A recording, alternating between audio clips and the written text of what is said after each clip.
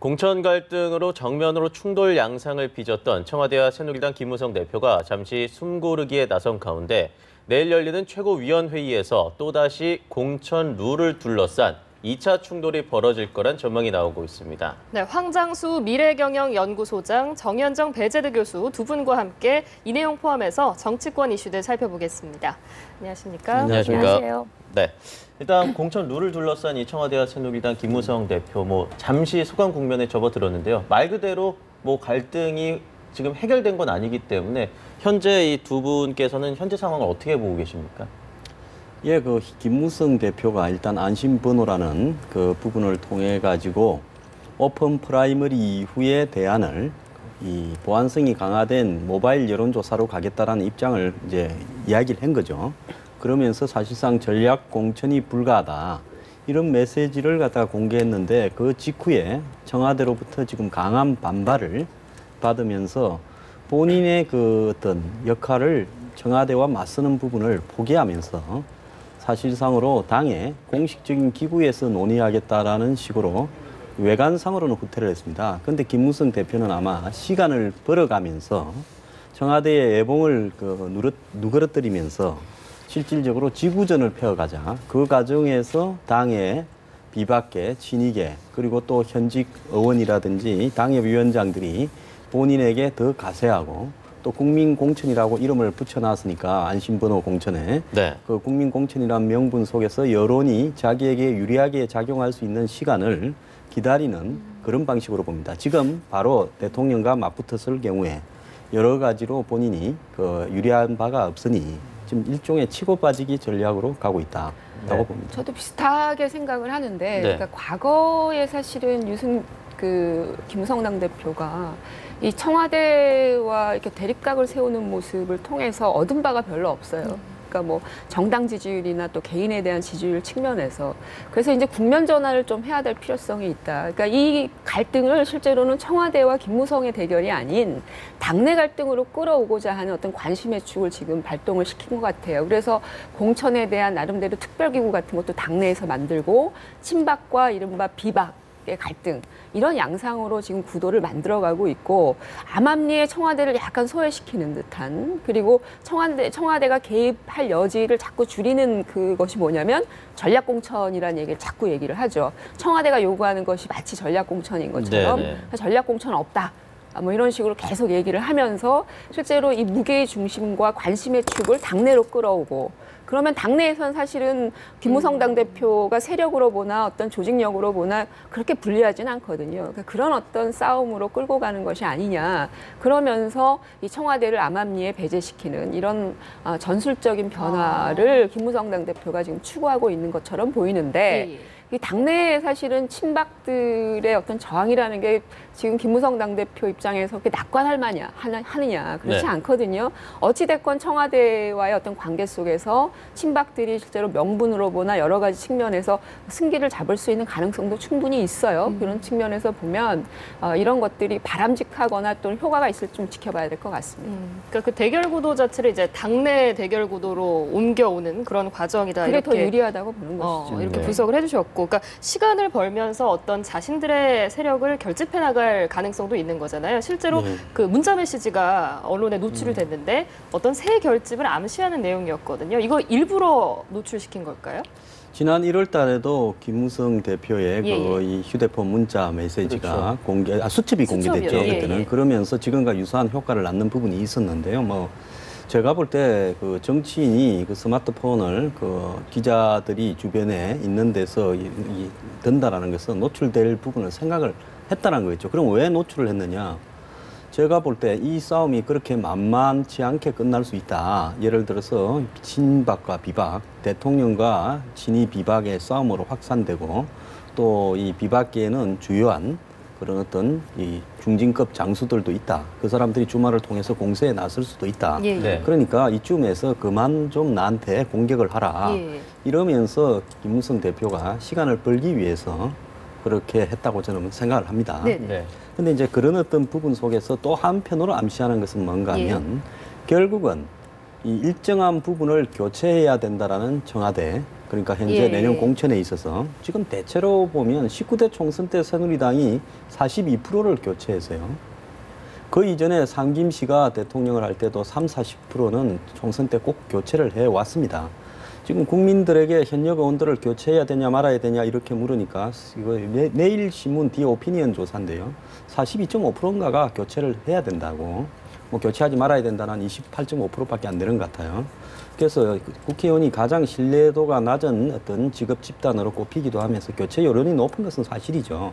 그런데 현재 이런 어떤 안심번호 이 모바일 조사 형태로는 90% 안팎에 가까운 현역들이 그대로 공천될 가능성이 높은 여론조사죠. 근데 이런 어떤 부분에 있어서 적어도 당 내에서만큼은 현역 의원이라든지 당협위원장들이 그대로 이 방식으로 공천 룰을 정할 때 될 수 있다. 그렇다면 다수가 우리한테 가담해서 지원을 좀 해라. 그런 어떤 메시지들을 이 의원들에게 보내는 역할도 있었다. 그렇게 봅니다. 그 김무성 당대표가 사실은 내년 공천에서도 상당히 그 관심을 가질 수밖에 없지만 네. 왜 총선인가를 놓고 보면 대권과도와 직접적으로 관련이 있는 거 아니겠습니까? 예, 예. 그러니까 이 총선을 제대로 치러내지 못하고 거기에서 자기의 조직력을 확보하지 못하면 대권에도 사실은 빨간불이 켜지고 게다가 최근에 지금 반기문 총장이 이른바 대망론 이런 예. 것들이 자꾸 확산이 되는 상황이죠. 근데 일각에서는 김무성 당대표가 세력이 없고 홀로 서 있는 것처럼 보여지고 또 게다가 번번이 청와대의 갈등 속에서 네. 뒤로 굽히는 모습들을 보면서 네. 이른바 김무성 대망론이 살아나지 않는 거예요.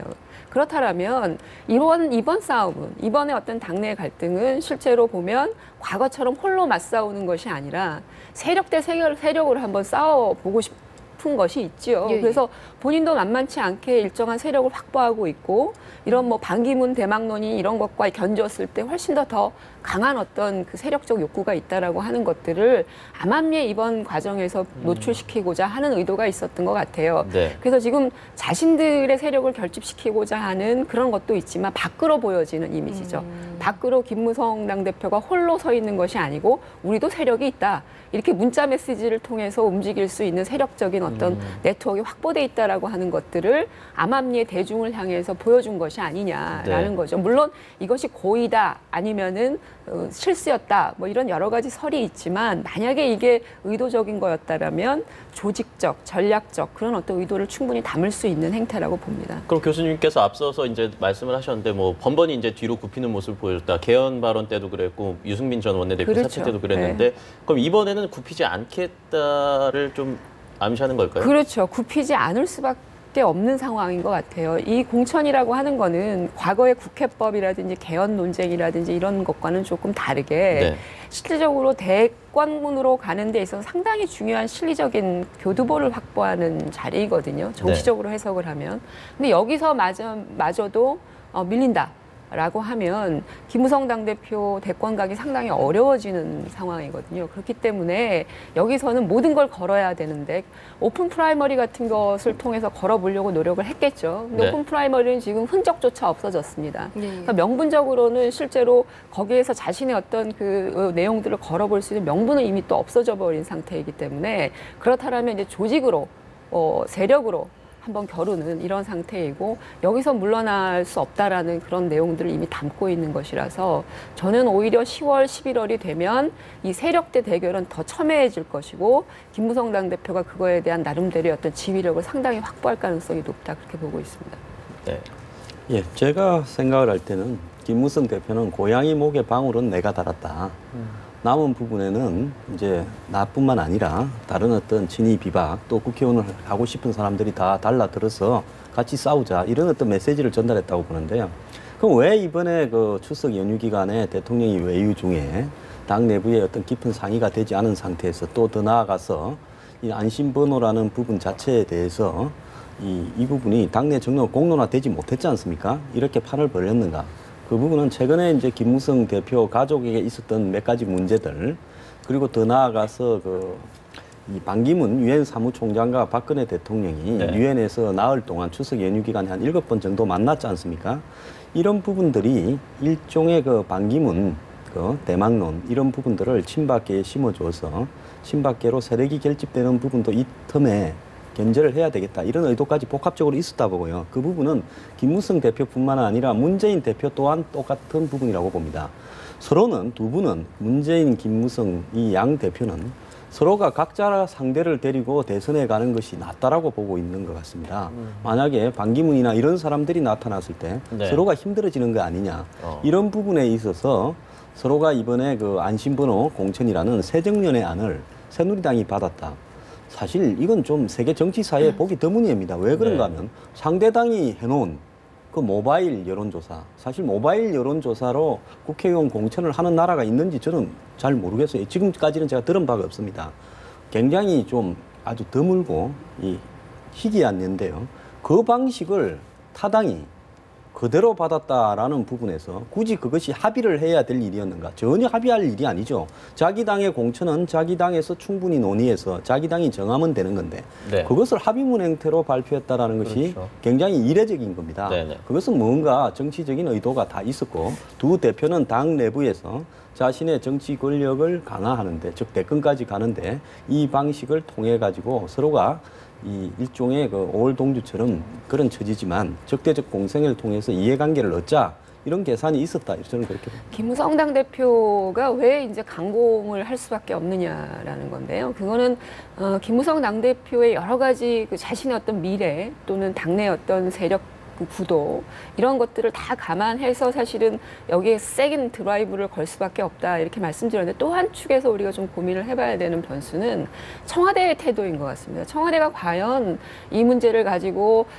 김무성 당대표와 일정 부분 타협을 할 여지를 지금 주고 있느냐 그렇지 않다라는 거죠. 그게 바로 이제 반기문 카드일 수 있다라는 거거든요. 네. 오히려 청와대는 김무성 당대표를 협상 테이블에 끌어내서 이런 부분들을 관리하고 넘어가기보다는 이미 어떤 자신들의 이른바 대망론을 중심으로 해서 세력 결집을 하겠다라고 하는 청와대 마이웨이를 이미 보여준 거라고 생각을 하는 것 같고 그런 시그널이 김무성 당대표에게 읽히면서 김무성 당대표 입장에서도 여기에 더 이상 타협은 없는 것이다.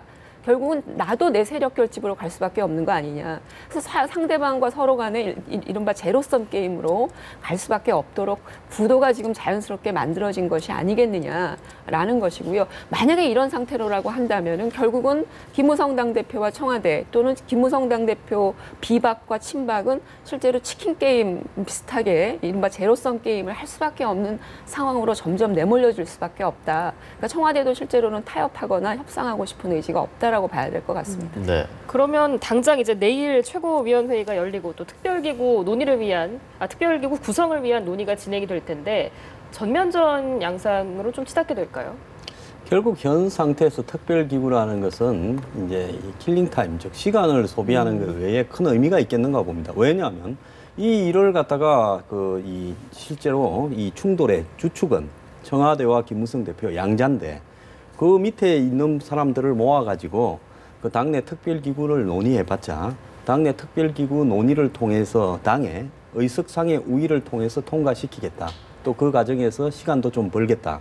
즉 김무성 대표의 첫 번째 방점은 여기에서 내가 직접 나가는 것보다는 당내의 어떤 세력 판도를 통해서 당내 다수가 이런 방식을 원한다라는 부분을 갖다가 알리는 것. 또 그걸 그리고 이것이 국민 공천, 국민 경선, 오픈 프라이머리적 성격을 가지고 있는 하향식 공천 제도라는 것을 알리는 것. 그래서 대중적 지지와 당내 지지를 자기에게 담아내는데 지금 목적을 두고 있는 걸로 보여요. 그 사이에 이제 시간이 좀 걸려가면 또 어떤 변수가 생기면서 대통령의 지지율이나 청와대의 힘이 좀 빠질 수 있지 않는가라는 이런 생각을 하고 있겠죠.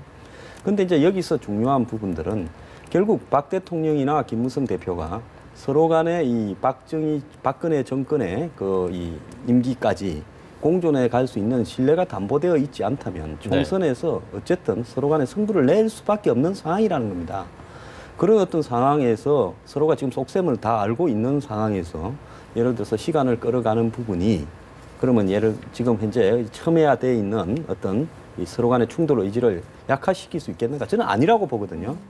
이런 어떤 부분들이 계속 지금부터 내년 총선 시전까지 그러니까 총선 한 2, 3개월 전에는 공천이 돼야 되고 확정이 돼야 되니까 공천 방식이 한 3개월 정도가 이 충돌 기간으로서 나타나지 않겠나 이렇게 봅니다. 공천 특별기구를 마련한 거는 지금 이제 킬링타임 말씀하셨는데 저는 사실은 김무성 당대표 입장에서 만약에 이런 특별관리기구가 아니라 당내 어떤 직접적인 조직 체계 안에서 이른바 싸움 체계로 들어가게 되면 지난 유승민 원내대표 사퇴 건을 한번 보십시오. 최고위 어떤 상황을 한번 우리가 기억해 볼 필요가 있을 텐데 새누리당 경우에 지금 최고위는 친박들이 상당히 점유율이 높지요. 그리고 당직도 그렇고 그런 차원에서 놓고 보면 이게 정상적인 기구 안에서 논의가 되기 시작을 하면 이른바 최고위의 사보타지가 일어날 가능성이 많아요. 서청원 최고위원이라든지 기타 등등. 그러니까 이런 것들을 통해서 당정이 제대로 굴러가지 않는 상황으로 간다라고 하면 이제 이른바 당대표에 대한 거취 문제가 또 얘기가 나올 것이고 비상 관련해서 뭐 비대위 문제라든지 이런 것들이 순차적으로 논의가 될 거란 말이에요. 그렇다면 김무성 당대표 입장에서는 뭐 오픈 프라이머리든 뭐든 하나도 주도해보지 못하고 끝날 가능성도 존재하는 거거든요. 네네. 그래서 이거를 오히려 별도의 기구로 빼서 논의를 해보자. 라고 하는데 실제로 그 기구가 의사결정력을 갖고 있냐? 그렇지 않죠. 또 최고위로 올라가게 되고 종국적으로는 당대표가 결정할 수밖에 없는 그런 상황이기 때문에 그래서 저는 김무성 당대표 입장에서 보면 어떤 상시적인 조직체계 안에서는 승산이 별로 없는 경쟁이다 이렇게 보고 있는 것 같고 그러나 언젠가는 최고위로 갈 수밖에 없고 친박이 실제로 최고위를 통해서 또 실력 행사를 할 수 있는 여지는 남아있기 때문에 극단으로 치닫는 경우에는 이른바 그 기구가 제대로 작동하지 않고 이른바 비대위 체제에 대한 요구 이런 것들이 또 나올 수밖에 없는 상황일 수밖에 없다. 마지막 질문 좀 드리겠습니다. 이 선거구 획정위원회가 결국에 내년 총선 이 지역구 수를 결론을 못 내렸는데요. 여야가 만족할 만한 뭐 결론이 나올 수 있을까요? 지금 이제 뭐 그 지역별 비례대표를 어떻게 하는가, 또 농어촌 선거구를 어떻게 하는가, 또 전체 의원 정수를 300명으로 두자는 거의 확정되는 것 같아요. 여론상. 그렇다면 이 300명 속에서 그러니까 비례대표를 줄이면서 지역구에 농어촌 없어져야 될 통폐합되는 그 농어촌 지역구를 살리자 이런 논의가 좀 나오고 있는데 지금 현재 원래 일정에 따르면 10월 13일까지 이 국회에서 선거구 획정위원회 특위에 의견을 넘기고 그리고 선거구 획정특위는 그런 부분을 가지고 이제 본회의에 넘겨서 11월 13일까지는 확정 지어야 되는 그런 스케줄인데 현재 스케줄로 보면 그렇게 되기는 거의 불가능한 것 같습니다. 그런데 한국의 특별한 부분이 뭔가 하면 국회의원들은 정해진 날짜를 안 지켜도 무망한 것이 거의 아주 그냥 합법화돼 있어요. 예산도 보면 한 해 넘겨서 1월 1일 날 통과시킨 해가 몇 번 있지 않습니까? 그렇기 때문에 이 선거구 획정특별위원회 문제에 있어서 외견상으로는 농어촌 지역 한 10개 선거구가 굉장히 통폐합될 가능성이 높아지기 때문에 그 문제 때문에 뭐 선거구를 재조정해야 된다. 그 과정에서 시군구의 행정체계가 쪼개어지는 게리맨더링이 나타날 수 있지 않은가 이런 문제들이 제기되고 있지만 실질적으로는 그 문제보다도 각 정당 내부의 사정. 왜냐하면 제가 볼 때 비례대표를 넣어야 될 사람들도 지금 많이 거의 정해져 있을 거라고 봅니다. 이런 상황 속에서 비례대표를 줄이기도 그렇고 그렇다고 지역 선거구를 늘리기도 그렇고 이런 부분들 또 이 당내의 주류와 비주류 간의 싸움 이런 부분들이 여야당 공이 벌어지고 있기 때문에 당내 상황이 정비되지 않고 있기 때문에 이 선거구 획정위원회의 그 활동이 상당히 지연될 가능성은 거의 확정적이다 이렇게 봅니다.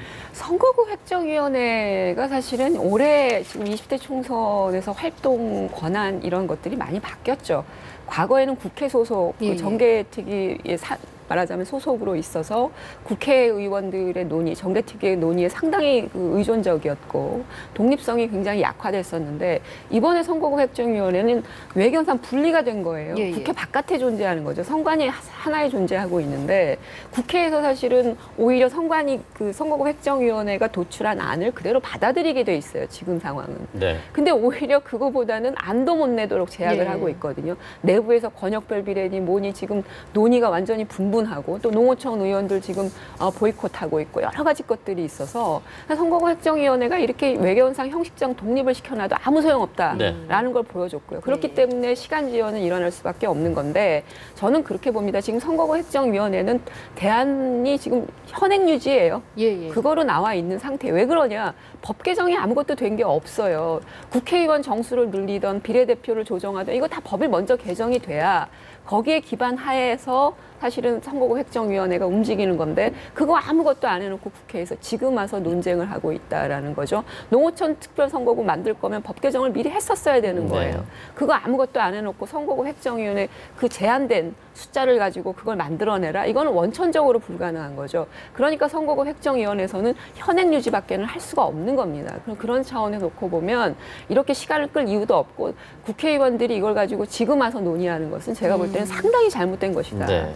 본인들이 법을 바꿔놨었어야죠. 네. 그 선거구 획정위원회에다가 어떤 형태로든 영향력을 행사할 수 없습니다. 지금 상황은. 이게 참 독립기구임에도 불구하고 말씀하신 것처럼 여야의 영향을 받지 않을 수가 없는 상황이기 때문에 과연 법정 시한이 지켜질 수 있을까 하는 우려가 많이 나올 수밖에 없는 것 같습니다. 오늘 말씀 여기까지 듣겠습니다. 지금까지 황장수 미래경영연구소장 그리고 정현정 배재대 교수였습니다. 고맙습니다. 감사합니다.